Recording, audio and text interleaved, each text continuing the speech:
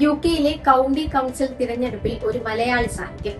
Suffolk county council തിരഞ്ഞെടുപ്പിൽ labour party സ്ഥാനാർത്ഥിയായി മത്സരിക്കുന്നത് കാഞ്ഞങ്ങാട് സ്വദേശിനിയായ ജയ ജോർജിയാണ്. ഇത് സംബന്ധിച്ച അറിയിപ്പ് കഴിഞ്ഞ ദിവസമാണ് ലേബർ പാർട്ടി പുറത്തുവിട്ടത്. സഫോക്ക് കൌണ്ടി കൌൺസിലിൽ മത്സരിക്കുന്ന ആദ്യ ഏഷ്യൻ വനിത എന്ന ചരിത്രവും ഇതോടെ ജയ കുറിക്കുകയാണ്. ഇപ്സ്വിച്ചിൽ താമസമാക്കിയ ജയ തുടക്കം മുതൽ തന്നെ ലേബർ പാർട്ടിയുടെ സജീവ പ്രവർത്തക കൂടിയായിരുന്നു. പാർട്ടിയുടെ എക്സിക്യൂട്ടീവ് കമ്മിറ്റി അംഗം, വിമൻ ഓഫീസർ എന്നീ നിലകളിൽ പ്രവർത്തിക്കുന്ന ജയ ഇത്തവണ ലേബർ പാർട്ടി ദേശീയ സമ്മേളന പ്രതിനിധി കൂടിയായിരുന്നു. നിയമബിരുദത്തിനു പുറമെ ബിസിനസ് അഡ്മിനിസ്ട്രേഷനിൽ ബിരുദാനന്തര ബിരുദവും ജയക്കുണ്ട്. സാമൂഹിക ജീവകാരുണ്യ പ്രവർത്തനങ്ങളിൽ മുൻപന്തിയിലുള്ള ജയ നിരവധി സംഘടനകളിലും സജീവമാണ്.